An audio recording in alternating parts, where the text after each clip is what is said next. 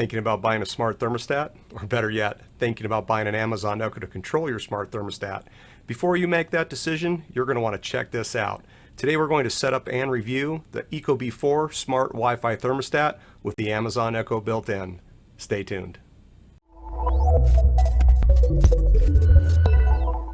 Hi again, John Stone, the DIY Smart Home Guy, on the channel that's all about providing tips, tricks, and reviews for your affordable smart home.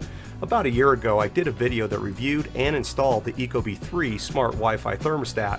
There's a link to that video in the description below. The Ecobee 4 has all the features that I've come to admire in my Ecobee 3. Plus, it has a built-in voice assistant. I know, right? If you have an Amazon Echo, you'll want to mute it now because I will be giving commands later in this video. In the last video, I covered several topics including 4-wire installations using the Power Extender Kit, or PEK. Now remember, this sweet thing's both a thermostat and an Amazon Echo. I've been running my Ecobee 3 for nearly a year, so let's start with the thermostat features because it'll be good to see why Ecobee is such a great choice, regardless of which version you're considering. The Ecobee 4 supports a wide range of configuration options including smart recovery, support for multi-stage heating and cooling, as well as the ability to hook into external air ventilators and humidifiers. It also has other cool features like smart home and away sensing and a follow me feature which is enhanced by wireless room sensors. We'll talk more about this in a few minutes. Recently, the team over at Ecobee was kind enough to send me their latest model of the Ecobee 4 for free. I'm telling you, I didn't pay nothing! It's going to be clear in this video that I'm already a fan of Ecobee thermostats, so let's get something very important out of the way. This video is not a paid endorsement and I received no compensation for making this video. All product links in the description below are affiliate links, and I may receive commissions if you purchase products from these links. Some products shown in this video were provided to me for free from the manufacturer. However, this video should not be considered an endorsement for any of these products. With that said, as always, I'll be giving you my full and honest opinion about the Ecobee 4, regardless of the charity that I received. One of the things that sets the Ecobee apart is the remote sensors. These little guys can be placed in various rooms around the house to monitor occupancy and temperature. The system then looks at the sensors to determine the best comfort level for the home based on the various readings. If you're upgrading from the 3 to the 4, you can reuse your sensors. I'll show you how later in this video, and I know there is an obvious question.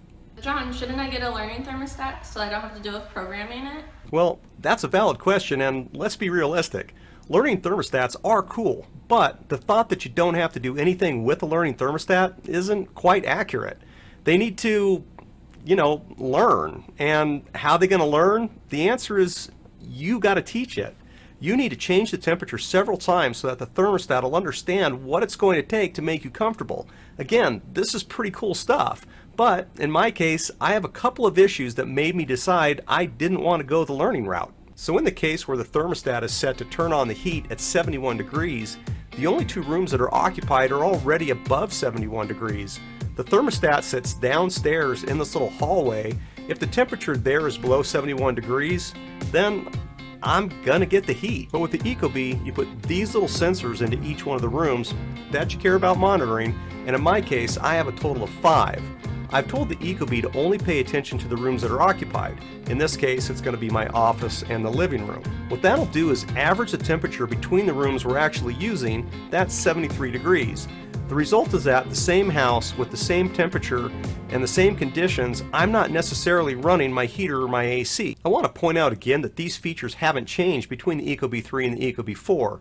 So what exactly does this thing do that's different from the Ecobee 3? Well, let's take a look and see if we can figure that out. It's like Christmas.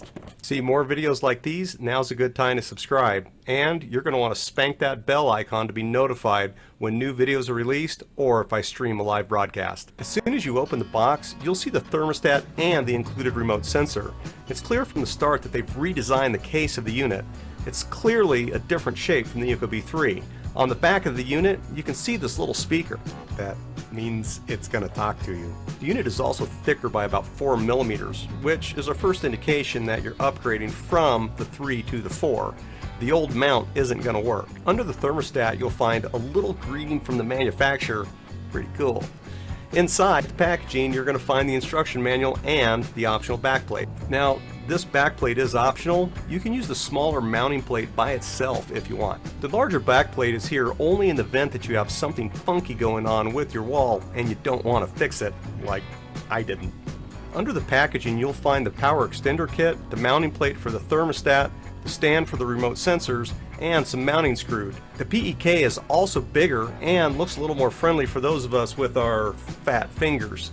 But the old PEK will work if you're upgrading from the ecobee 3. Now I can't stress enough, if you're using a PEK and you're upgrading from the 3 to the 4, the wiring at the thermostat does change. So I am leaving a link to this video here in my description.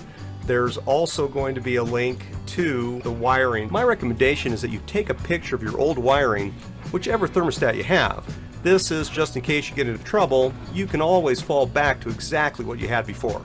Now, I'm not going to go through the wiring or the new unit setup with this video, but I have left links to 2 videos that'll help you out in the video description. And since there are so many different configurations for this thermostat, I'm not going to be able to answer all of your configuration questions. Your best bet is to reach out directly to ecobee for your technical questions. When the ecobee 4 was first launched, one of the complaints that I'd heard was that it didn't work well with the other Amazon Echoes. If you had more than one Echo, the Echo Spatial Perception, or ESP, who made that up, I don't know, but this will figure out which one is closest and only listen from that device. When the ecobee 4 was first launched, it didn't use ESP, and you'd get like 2 echoes talking to you at the same time, which I think would create an echo. I don't know.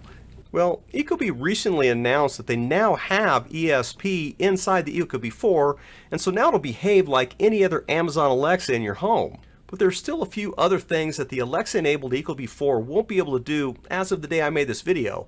For example, you can't change the wake word. If you have other echoes in your house set to something like computer, the ecobee will only respond to Alexa. Also, there's no Bluetooth, which means no music streaming to your home theater system, which I'm actually fine with, by the way, because of the numbers of echoes I have and how I already have them hooked into my home theater system. And also, there is no Amazon ordering. You're stuck with either doing it like a caveman and using your regular Amazon Echo, or the app or the website like, I don't know, normal human beings would do. Also, there's no messaging, which I see as a good thing. I imagine that if it did have the messaging in it, you would be sitting next to your Alexa and your thermostat trying to talk to your mom. Hi Mom, how's Dad today? That would just be weird. Now, if you're thinking about getting an ecobee 3, you'd better hurry. The 3 model has disappeared from the ecobee website as of when I made this video. But you can still find them on other retailers' websites, but I imagine that's going to come to an end pretty soon. You can still get the ecobee 3 Lite from ecobee, but remember that this model has a limited set of capabilities, hence the name Lite, but it may not work for all heating and cooling applications, so check out the ecobee website for compatibility. So you'll need to install the ecobee Plus skill into your Alexa app on your smartphone. This will make sure that the voice commands make it from the Alexa to the ecobee. Then you're going to need to authorize this into your ecobee account. If you don't already have one, you're going to need to set up an ecobee account here. Okay, so I just authenticated into the app and we're authorizing the skill. We're going to accept. So our ecobee Plus has now successfully been linked into our Amazon Alexa account. And over on the ecobee website, you can see that they have a list of suggested commands that you can run, and we're going to walk through a few of these here in just a minute. So another cool feature about the ecobee thermostats is they have this motion awareness. So as soon as you get in front of it, you're going to see we're going to pass our hand in front of this, and that ecobee is going to wake up.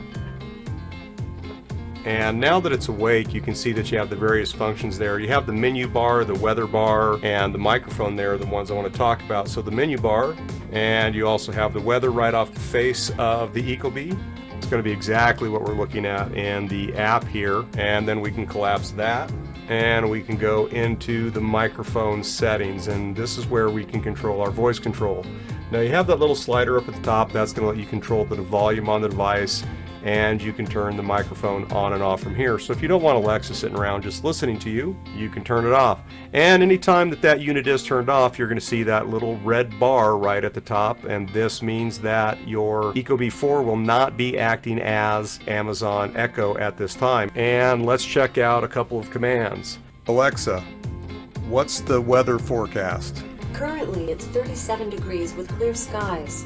Alexa, ask Wikipedia, what is Ecobee? Ecobee is a home automation company that makes thermostats for residential and commercial use. Okay, so let's give this a couple of voice commands that'll control that thermostat. Alexa, make it colder. Okay, cooling to 74. Now, overall, I think that Ecobee bringing the Alexa straight into the thermostat was a great move. It's a nice touch having voice control front and center in smart home devices. Also, hats off to Ecobee for not trying to completely reinvent voice control. You can argue all day about if they should have went with Google, Siri, or Alexa, but I'm just happy that they picked one and went with it. For more reviews, tips, and DIY videos, visit azhb.com. And thanks for watching. Don't forget to subscribe and don't forget to click like. Over here, there's a couple of other videos that you might enjoy. And thanks to all of you that already support me over on patreon.com/DIY Smart Home Guy. Until next time, cheers.